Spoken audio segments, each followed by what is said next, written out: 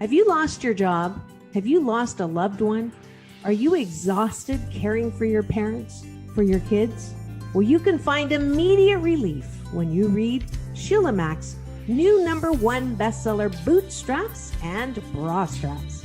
It contains the Boots formula to move from rock bottom back into action in any situation, especially right now. If life has knocked you down, pick yourself up with Bootstraps and Bra Straps. Get your copy at www.sheilamack.com today. Are you ready for a reboot? Welcome to the Sheila Mack Show, reality at its finest. History reminds us those hit hardest often become the change makers. This year, we've all hit crazy economic, social, and emotional rock bottoms. We all get knocked down. Something hits globally, locally, personally. It affects our health, finances, our relationships. We have to recreate a business or career. Each show, Sheila and her special guest will be sharing their reboot stories, guiding you with real solutions to upgrade and up-level emotionally, mentally, physically, spiritually, and financially. Here on NBC's KCAA Radio. Welcome to the Sheila Mack Show, reality at its finest.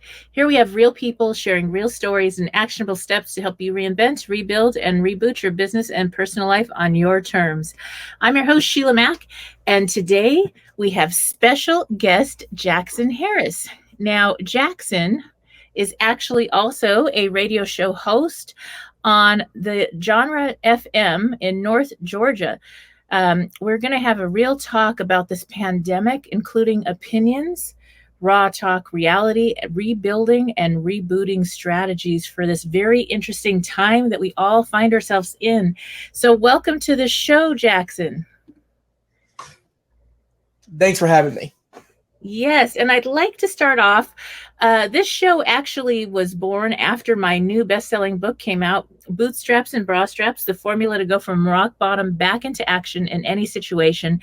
And we have really experienced every single rock bottom imaginable and then some over the last 15 or so months. So I'd like to start off by asking Jackson, do you have a time in your business or personal life where you experienced a difficult situation, and how did you get back on track?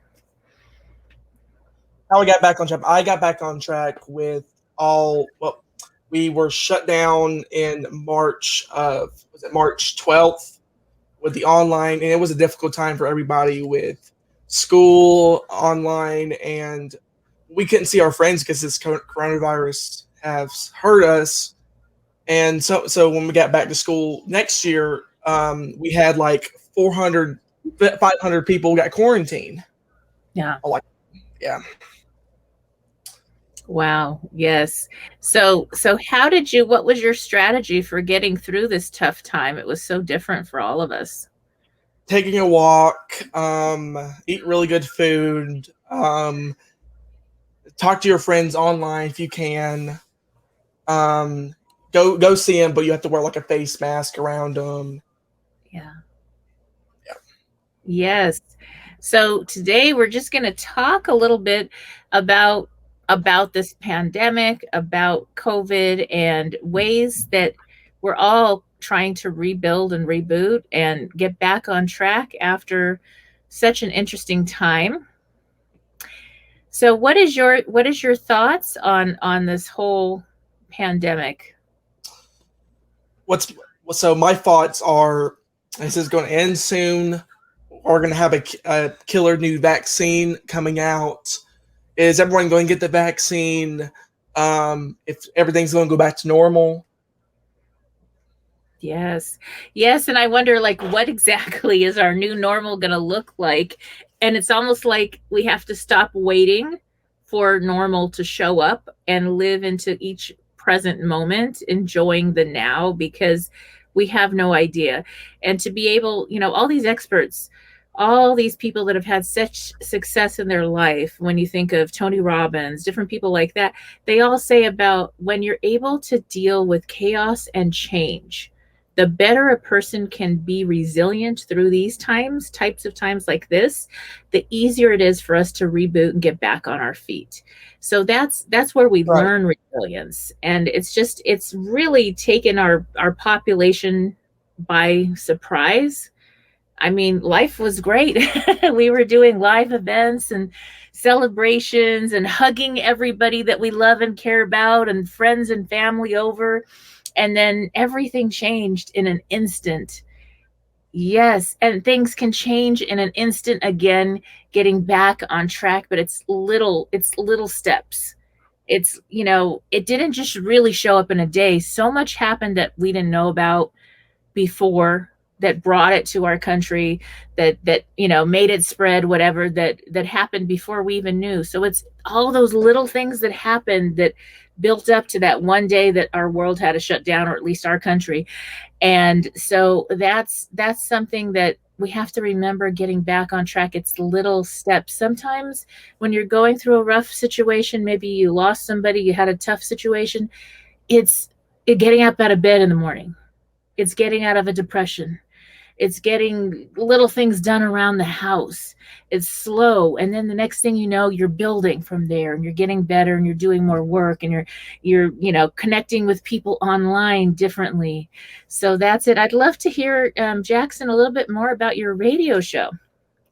So we started back in 3 months ago with Genre FM. We wanted a different kind of radio station that plays any kind of music, any kind of talk show, anything to play on our station. And I was thinking of, let's start with some easy shows we can do during the week, anything. And then I do my show, and every morning I do called The Jackson Show, where I just talk about the weather, the local news, and national news.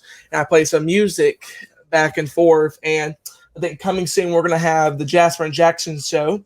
He's back there. He's on his computer on that. And we'll be talking about it constantly, and we're having a great little show around.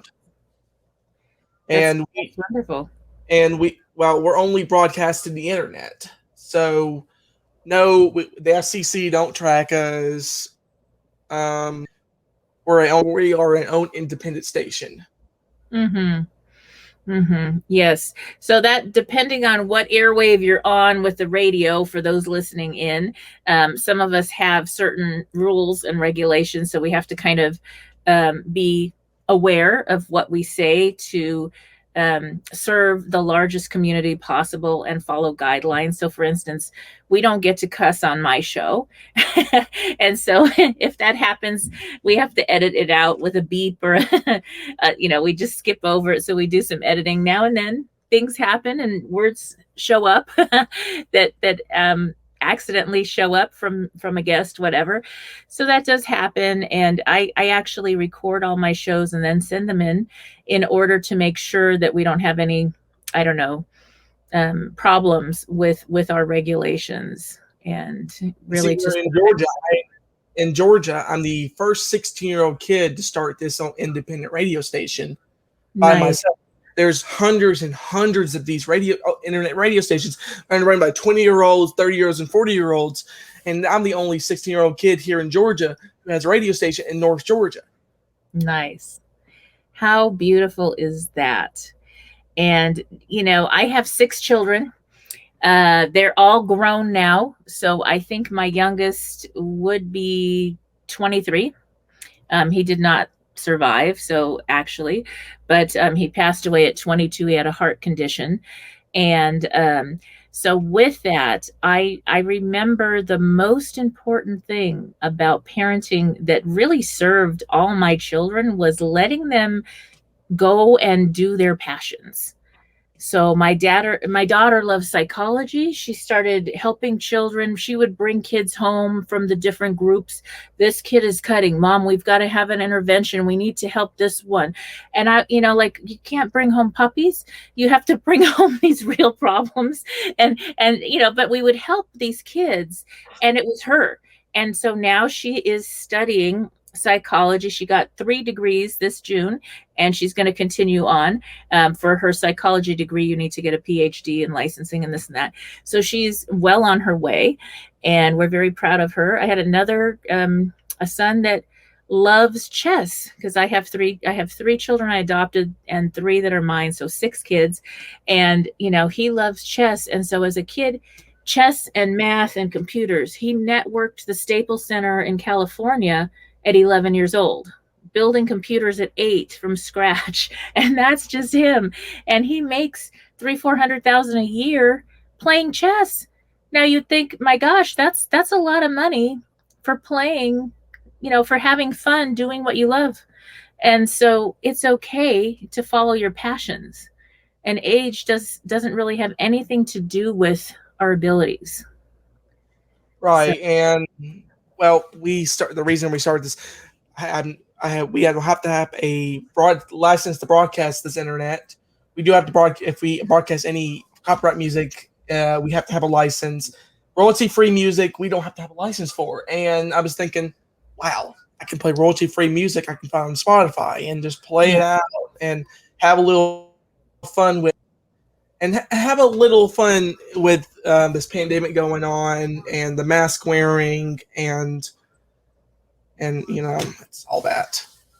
Mm-hmm. It's a lot. And see, some family we can't see because of the COVID, but I just been saying this a lot. Go get your COVID shot so you can see all your family again. And what I heard is 12 to 15-year-old kids, it's 100% effective against the coronavirus vaccine. And for 16 to 18 years old for the Pfizer, this is both Pfizer for the 12 and 15 and the 16 to 18.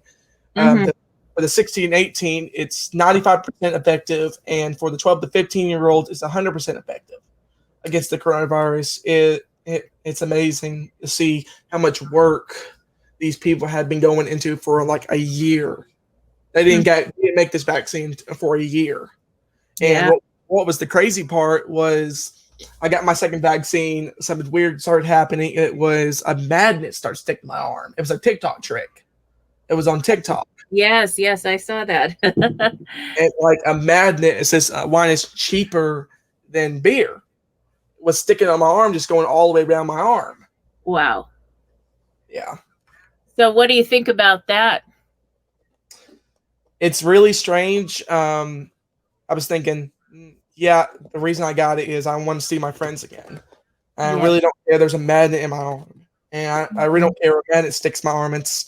That's unused vaccine. There's no metal in these vaccines. It's really strange. Yeah, that's quite interesting, isn't it? I did see that on the TikTok as well. I was like, wow, that's different. So we'll see what happens. I think it's really people are trying so hard to get back to normal and do whatever is feeling right and aligned for their highest good. And I have friends on all sides of the map, whether, pro-vaccine, not vaccine, mask, no mask, this, that, the other. And it's really interesting because for that particular person, it's usually go with your gut, go with your intuition, talk to your doctor, double check everything if you have allergies or situations, whatever, and go with what you feel. Like there were times where people invited me to parties and I didn't feel guided to go, even though they wore masks at the time during lockdown, and they were like small group gatherings. And I wanted to go because I love my friends so much.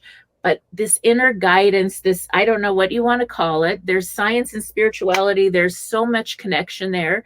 But there's a guiding force. There's something, intuition, mother's intuition is really strong. I'm sure your mom kind of knows sometimes if you need something before you ask. And I just didn't go. And guess what? I said, I want to go, but I don't feel it. Everybody got COVID at that one group gathering. And I thought, I'm so glad I listened to whatever my gut said for me at that time. And, and my immunity had been down and this and that, I had gone through some other things. So personally, it was right for me not to go. And so listen to that and go with that and know that we're all doing our best, and in time we all will figure it out. And yeah, I think that's going to make a big difference. Well, here's the big difference about this. I'm actually the only one vaccinated in my mom's family. Sorry about that. Okay. Yeah. Yeah. Yeah. So that's something. And it's interesting because it does protect, and if you're healthy and young, it's a lot easier, and it just depends on your what your need is. Did you have any issues getting sick? Like some people got really sick after the second. No, I didn't get really sick. I just got like a mild headache, and I didn't. No, I felt I was going to get sick, but nah, it was not that bad. Well, except the headache part, and my arms started hurting a lot. But it was really weird. The second one didn't hurt as much as the first one did. It's a strange world where they're still testing these vaccines over with, and then I just heard that Moderna is trying to get full FDA approval on their vaccine over 12 to 18-year-old kids, which is extraordinary. Now it's going to be a second vaccine for children, right? And we have to wait until probably as young as 2 months or 2 years for this vaccine for children as young as 2 months. Yes. Wow. So that's going to be quite interesting. And I mean, I don't know. I think back to 2019, before 2020, before the COVID pandemic. And I think if I went to a fortune teller and she or he sat there with the crystal ball and told me about all the crazy, this worldwide pandemic, all these crazy things going on our planet, I would be like, right. And Santa Claus is coming to town. Here's your money. Thanks. Goodbye. And I would have laughed because it's so hard to fathom what's really going on our planet right now with this. And it's so serious. I have friends in India and they're really getting hit hard right now. And friends in different parts of the world that are still on lockdowns and still dealing with it because the population is so big. They can't get enough vaccines. They can't get enough masks until they're vaccinated, whatever. And so it really is a serious situation. And for somebody young, how does that, I mean, with your age 16, how does that affect you and your friends during this crazy time? Well, we're still seeing each other. I just heard that one of my friends had one shot of the Pfizer vaccine. My other one's still scared of it for some absolutely reason. I'm just happy for him what he got. We're just hoping to see each other once again and all over. And what we just heard is we're hoping for a new school year next year. Yes. We're hoping for a brand new. Yeah. Yes, I totally agree. In fact, my some of my kids came home because they were in college still. They're a little older than you, and so being in college, the dorms closed. And of course I said, well, come home. Luckily I have a nice house that has enough room for everyone. And so everybody got to come home and do online schooling. But it's a lot because you're paying the same price for online schooling as if you got to go to school. And the difference is that you're not getting to have that community, the clubs, the sports, the 3 or 4 clubs each kid would be in to connect with people and make friends. So it is very isolating. It was really hard for and they're a little bit older, even college age. It was really hard for them to not have the social interaction with your peers and be able to just talk and I don't know, grab a burger together or whatever. They couldn't do any of that. So it has been trying. I guess on everybody's mental health. And I do want to share for those tuning in, I believe you're sharing on your show too, there is something in every state in the United States and every province in Canada called 211. And if you Google 211 and your state, you will find a list of different resources. So if you have a friend that may be having some, difficult mental health issues through this time, going through depression, there's help and resources for that.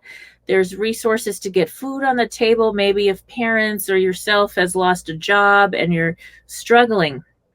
So, it's important to get to a place, ground zero, to get help. It's okay to ask for help when you need it. It's not like anybody planned this. In some people's businesses, I don't know how many friends lost their businesses and have really been struggling.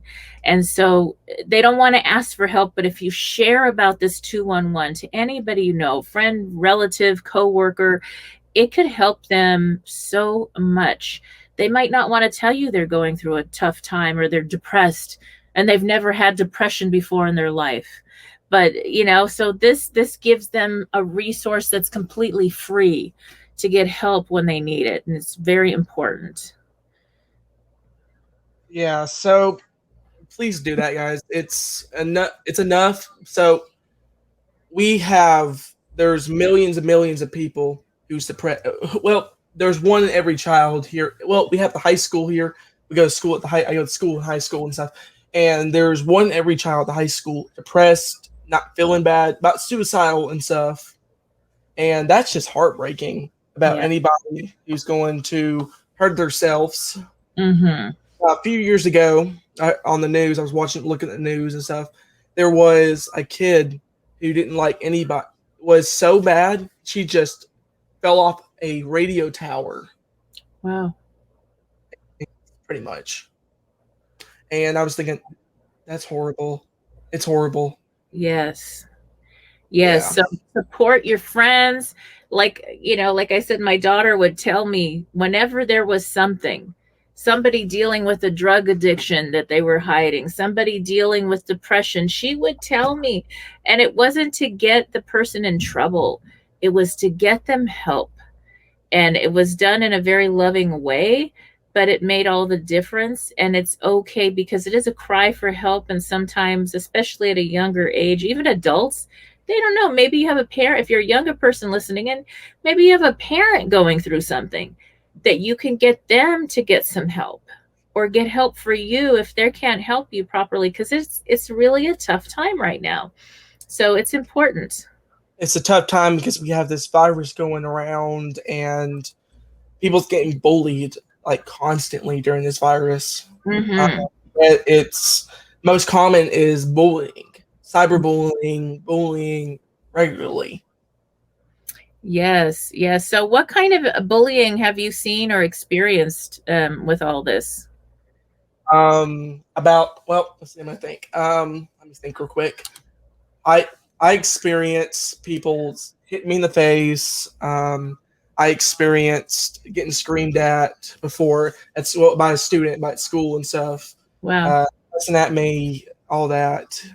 And see, I'm actually on the autistic spectrum. I have ADHD, attention hyperthermia disorder, and it's horrible for me. I'm having a hard time making friends. Always, it's hard enough to make friends. Yes. And I want to tell you a secret, Jackson. As time goes on, most of the people that I know that are on the spectrum or have ADHD become the most successful, happiest people on this planet as they get older. School is just ridiculous. And so it's hard to ignore if somebody's hurting you. So you got to get school. We're in school for like 3 hours a day. Yeah. It's just people constantly getting bullied. Yeah, and it's not necessary. And then you realize that because the way your brain works when you have these situations, you just think faster. You're just ahead. You're so far ahead that you're on the next page. And sometimes people can't relate because they're like 5 books below. and and so yeah, and so that's okay. It's not okay that they bully you, but it's okay to know that it doesn't mean anything bad. You're going to be able to create so much good on this planet with the way your brain is wired. So just keep remembering that you're going to be the one owning a lot and enjoying you being able to just use your talents and not be held back by school and bureaucracy and boring books that you already know and you read it years ago or whatever, or it doesn't interest you. So yes, I think that that's something to keep in mind. And there's a lot of adults. I actually work with adults that manage big businesses and have ADHD, and they are the owners of the businesses, and they have multi-million, some of them billionaire people that struggle. And I work with them, and it's incredible because when you learn how to use that as a talent, as a tool, then you're on fire. Instead of it being a disability or something that's different, it becomes your fuel and the way you can succeed faster and better than the others, than any business competition, whatever. And so it's incredible, and it's so fun to work with those incredible people that I get to work with sometimes. And yeah, so all I can promise you is things will get better. Yes. And so during this time of pandemic, are you doing online schooling? No, I'm actually in school. Oh, okay. Well, we're out of school now because it's the summertime and stuff, and going back in the fall, it'd be back to pretty much back to normal because this whole coronavirus thing's about to be over pretty much very soon. Mm-hmm. With the new vaccine, about 70%, Biden said 70% of the people get the vaccine, be back on track to go back to normal full time, and everyone back at school full time, and having much fun doing that. So in the summertime, do you just study things that you're really interested in, or? Now, see here, I'm a part-time YouTuber on YouTube, and I'm a radio show host here on John Redfern to be in North Georgia. And this is my hobby. I love this. I like doing this a lot. Mm-hmm. And I enjoy people calling in saying, hey, I want to request this song, this song, ask me a question about anything. And it's amazing. Nice. See me doing all what I do. And I promote the vaccine to these people to get it. And then I have a COVID-19 PSA on my mixer / soundboard. I play every single day. Yes. So it is important to get the messages out. And like I said before, I have people on every different idea or thought about it, and I respect them all. And I think information is really the best so that they can filter it through their own discernment and make the wisest choice for themselves and their family during this very interesting time, and hopefully get us all back to work and back to school and back on track. So that does make a big difference. It really does. Yes. Yes. So now I have a question for you. If you could go back in time to maybe a younger, maybe 10-year-old you, what advice would you give yourself? Be smart, do well in school. There's a virus coming in the next couple years. Tell them to be prepared for yourself for this virus coming. It'll be shut down schools because younger me didn't like school. Me didn't like school. I just love playing all the time, doing everything I want to, playing video games, everything else. And I still play video games at this time, but I don't play as much as I used to. And I still do this now, and it's a lot to do. This is great. This is really good. What great advice. Yes. And I mean, I can only imagine if I told my 10-year-old me there was going to be a pandemic, I would have laughed at myself and said, yeah, right. So, at 10, and that would have been it. But, there is something to that. And I literally remember my grandmother lived through the Spanish flu, the Great Depression. She lived to be 103, and she would tell me about these things. And I thought, well, we're smarter than that now. We know about germs. We wash our hands. We, disinfect things. There's no way we could ever have this happen again. So history has so much to teach us. And if you can get living history, look up real life stories from people, that is going to really help to see how to prepare for all the interesting things that will show up during this time. And we will get back on track, because we always do. So that's something to remember also. Right. I hope everyone goes back on track. I pretty much hope that happens. I hope I can get back doing this full. Well, in summertime I do this radio stuff full time, and part time during the school months. And summertime's only 2 months, and then when Christmas rolls around, I do this full time again with radio show Christmas, the Christmas show with Jackson Harris, and it's a little holiday thing I do where I dress up like Santa Claus and I stream on. So what I do is I use Streamlabs OBS to do my radio stuff with was it Twitch? I use Twitch, and it's called Just Chatting on Twitch. And it's a lot. I use it a lot. It's amazing to use.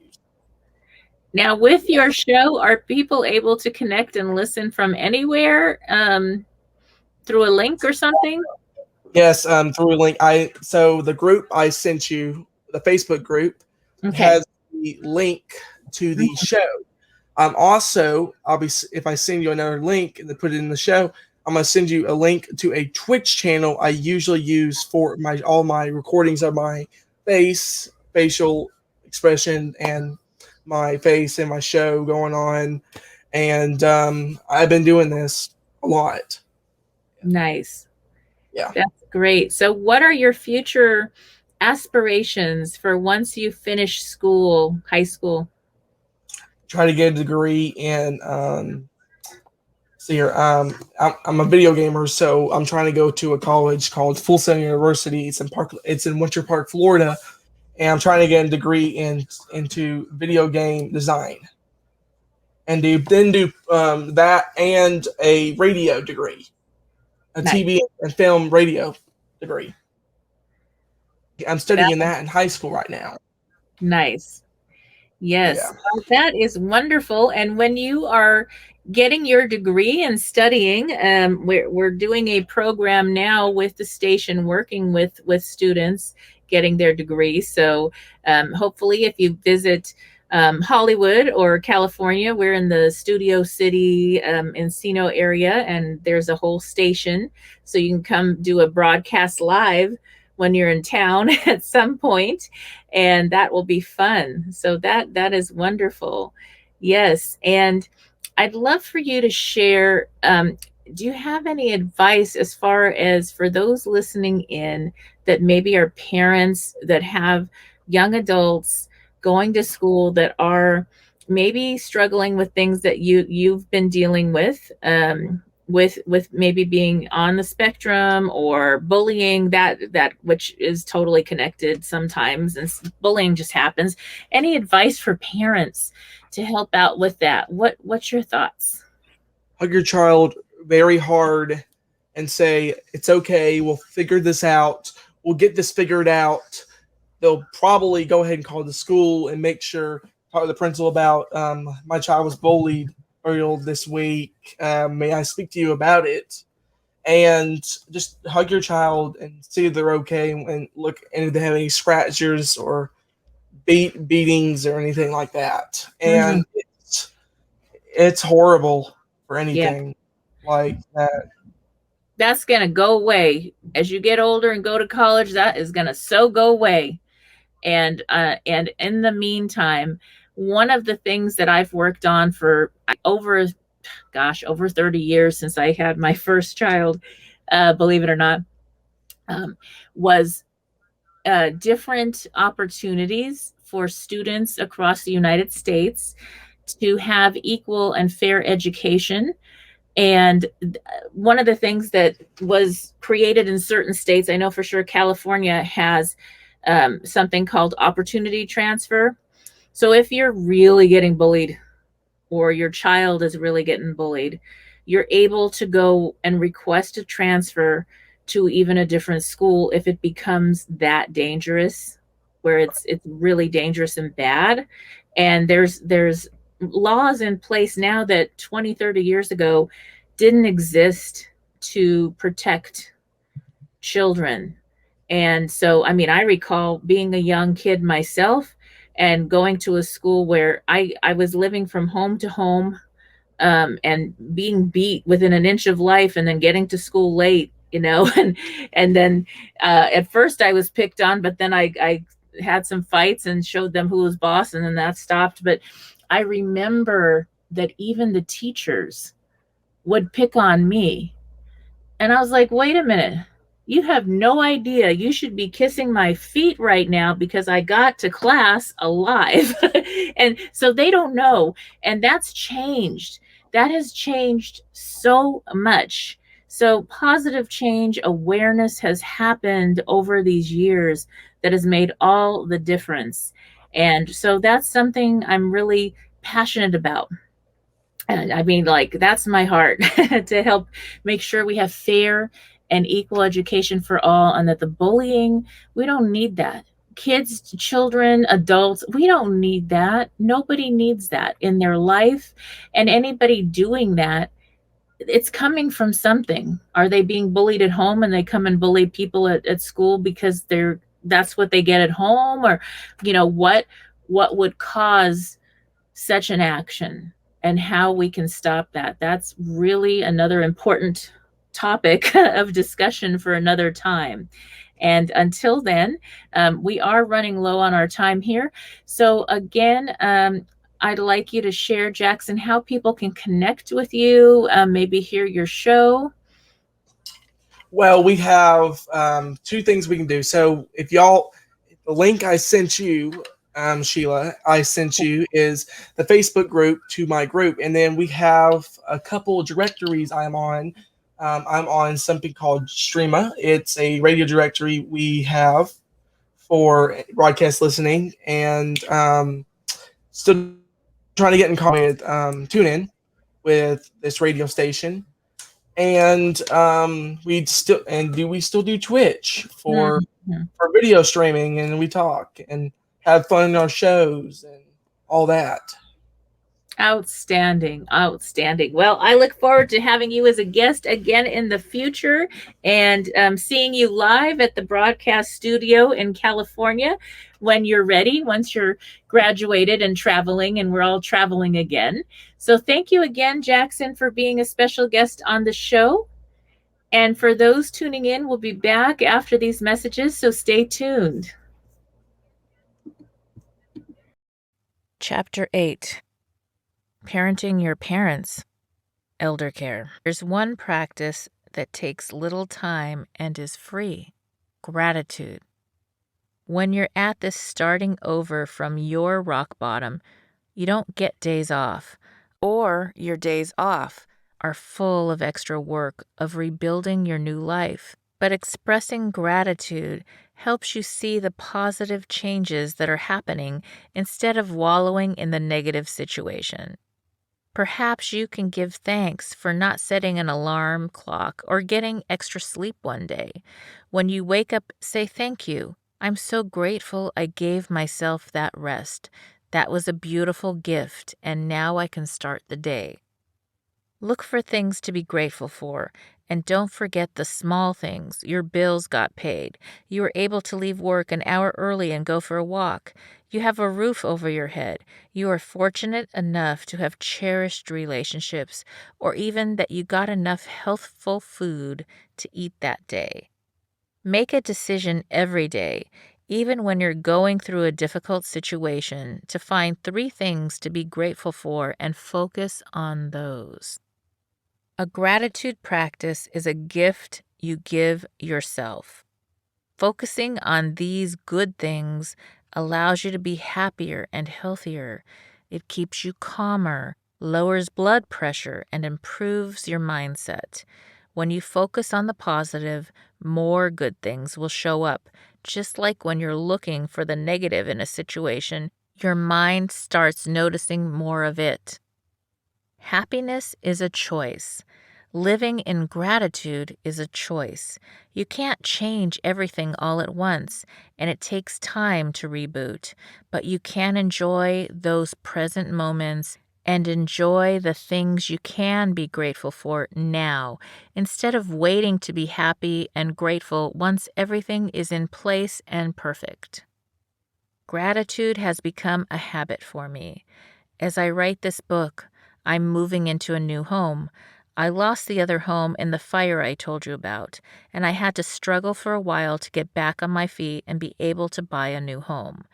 But now I live in the nicest home I've ever lived in. As I walk through each room, I express my gratitude for everything I have. I'm grateful for the granite countertops where I can prepare food for my loved ones. I'm grateful for the hardwood floors where I can practice yoga. I'm grateful for the nice people in the community who welcomed me with open arms, and the convenient sports center where I can take care of myself. And I'm grateful that you are here with me reading this book. Spirituality. Part of your gratitude practice might also tie in with any spiritual practices you have. People have different belief systems and spiritual traditions that often come from how they were raised. Those beliefs and traditions can be very healing, centering, and grounding, especially for someone going through a rock bottom situation. Spirituality looks different for everyone. You might go to church, temple, or mosque. Maybe you meditate or practice yoga. I find peace in reading the ecstatic poems written by Jalal ad-Din Muhammad Rumi, a Persian poet and Sufi master. When I take a moment to read his poetry, it brings me to a different place. One of my favorite short verses from Rumi is, "Out beyond ideas of wrongdoing and right doing, there is a field. I'll meet you there." People in a relationship or a family may decide that they're going to practice their spirituality in different ways. Then, when they come back together as a family, they're going to be present because they gave themselves the gift of presence for themselves and their spiritual practice. It's important that you have that freedom to practice your own spirituality without judgment from yourself or others. It doesn't matter how you practice, as long as you are able to do so if it's important for you and fuels your soul. A big part of your spiritual practice may be the sense of community you find with the other people who practice as you do. When you're able to tap into that group, it helps you feel less alone. You're connected with other people in your community, so you're not focused on your problems. Connecting with others helps you get out of your rock bottom for a bit. What does your spiritual practice look like? What might you like to add or change? Maybe you want to read a prayer or make a gratitude statement with your family. You can create your own traditions. The most important thing is that when you're going through something and you need your practice the most, whatever you've set up in your life helps you. Your spiritual practice gives you a way to get centered through the ups and downs and realize you're not alone.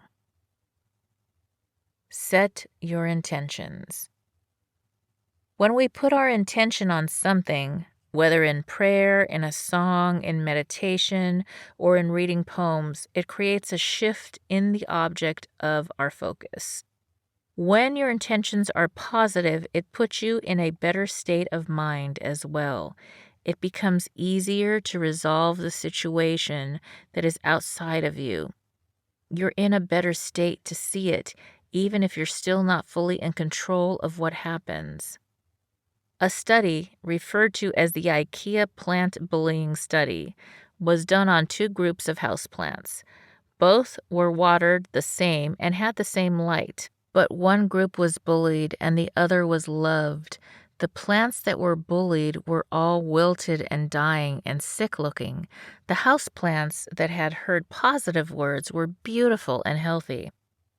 Whether that energy comes externally or internally, when we set our focus on the positive, more positive shows up. That's not to say that it's healthy or wise to completely ignore a negative situation, though. It is often most productive to follow the Boots formula with the negative situation and take the right action steps required. Then you can spend the balance of your time on the positive, because that's where the magic of life happens. Our intentions and the thoughts and energy we send to people are felt. In Dr. Masaru Emoto's study on water consciousness and intent, he had people put their intention or thought, or you could even call them prayers, onto water across the country, and the actual molecular structure of that water shifted. You may have experienced the intensity of your thoughts without noticing. Have you ever thought about someone you haven't seen in a really long time, and then you get a call after they've been on your mind all day? I recently had that happen to me with June, a woman from my yoga studio. I was invited to do a yoga teacher training program at my yoga studio. June, another teacher at the studio, got very angry with me because she didn't like the car I drove. In her mind, the fact that I drove a Mercedes SUV wasn't very yoga. Apparently, it's not spiritual to have a nice car. She either didn't know or didn't care that I had 6 kids I needed to fit in my car, and it needed to have good airbags. I was less concerned with the status symbol and more focused on the safety of my children. I sent June some videos on monks in India who talk about spirituality and money. Their stance is that you don't have to suffer.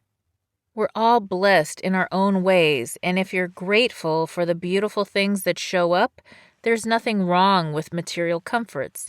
It's what you do with what you have that's more important. June wasn't having any of it. The next time I saw her, she yelled at me and then stomped out of the studio. I acknowledged that her anger was her problem, and I didn't own it. I was teaching yoga as a fun expression. Yoga's supposed to be about peace, love, and union. I didn't feel that at the studio, so I decided to stop teaching there. Soon after that, I went on the travel tour with my children. We had many beautiful experiences, and then when we returned, I went back to the little town where the yoga studio is. I did a class and didn't see June. I went home thinking about her and mentioned her to my daughter. Suddenly, I had a beautiful, heart-opening moment of gratitude for June. In that moment, I understood the gift she had given me. She pushed me out of yoga as a training because I was supposed to take my kids on a world tour. If she hadn't had that issue with the car that really had nothing to do with us, we might not have received all the beautiful things that happened that year. She might not have known, but that was pure love. That trip blessed our family so much more than teaching yoga. As soon as we acknowledge that gift, this gives me the chills. The phone rang, and it was June. We were joking about how silly she was, but the moment we acknowledged the gift in her push, she called. June said that she'd seen on Facebook that I had started consulting. She said, "I'm having relationship issues. Can you help me?" We hadn't spoken in those years, but after that, we became close friends. After all, she was the one who pushed me off the yoga mat, not literally, and out into the world to do what I'm supposed to do. You might be in a disconnect or a disagreement with a child or loved one, and maybe the only way you can participate in that relationship is just by sending them love. You can decide whether or not you want to, but I'm telling you, just like the potted plants that responded to positive and negative thoughts, they will feel it. There's something magical about it. It could be that your relationship heals. It could be that they simply feel it, maybe not even knowing it's coming from you, and that's all you needed to do. Setting self-care boundaries. When you are going through a rock-bottom situation, you are most likely being pulled in many different directions. So many people want your help and time and attention. How can you help those without losing yourself? You will need to learn to delegate and set boundaries. Both delegating and setting boundaries are like muscles. If you haven't used them in a long time, it can be difficult to get started. Once you start using them again, though, it gets much easier. Delegating takes some of the pressures off of you so that you don't feel like you have to do everything. That gives you the time to also do the things that refuel and re-energize you so you can do all the things you need and want to do in your life. We've talked about setting boundaries in other chapters, but I want to give you my best practice. When somebody asks you for something, ask yourself these questions. Is this serving my highest and best good? Is it aligned with who I am?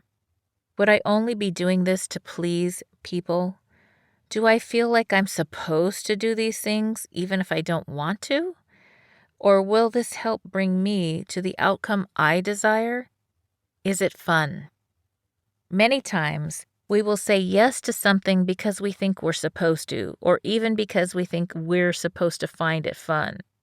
If it's not really fun for you, though, why give up your time and attention to do that thing if you don't have to? You could be doing something else that fuels your soul, especially when you're going through a difficult time. When someone asks you to do something, take your temperature. If you imagine saying yes to going to a dance party or a concert or going out to eat, how do you feel? Do you actually want to go? If it's a special situation or something for your children, you may say yes to share in their joy. We all have things we have to do or want to do, but we all also only have so much time. So you have to defend those things and set up boundaries for the things you don't have or want to do. Boundaries are healthy. It's okay to say no to things you don't want to do. If saying an outright no is difficult for you, try suggesting an alternative that works for both of you. Rather than just saying yes and then regretting it the whole time or saying no and feeling guilty, look for and offer a solution that makes you both happy and meets both your needs. You have to consider what is the highest and best use of your time and then set that boundary out of love for yourself. You would do whatever is best for your child or partner or best friend, so it's time to do what's best for you too. Setting healthy boundaries. Example, Peter versus Paul. Healthy boundaries are one of the most important things a person can have for their own wellness and the sake of others. Let's look at an example of two students who were visiting the United States on student visas. One of them, Paul, has strong boundaries and enjoyed his entire experience as a student in this country. If you are just tuning in, this is Sheila Mack, host of NBC's Sheila Mack Show here on KCAA Radio, the station that leaves no listener behind. And today, I have a special gift for beautiful, authentic you. For a free Boots meditation and mini introduction to the Boots formula course, go to www.sheilamac.com/Boots meditation. That's www.Sheilamac.com/Boots, BOOTS meditation, and enjoy your free gift, which is a free Boots meditation class as well as a mini introduction to the Boots formula course. Reinvent and reboot your life on your terms. I'm your host, Sheila Mack. I'm giving you some homework. Grab a copy of my bestseller, Bootstraps and Bra Straps, to learn the formula to go from rock bottom and back into action in any situation. If you have a burning question for the show, send it in to www.dearsheila.com. Tune in again Mondays at 1 p.m. Pacific Time and Wednesdays at 7 p.m. Pacific Time, right here on KCAA, the station that leaves no listener behind.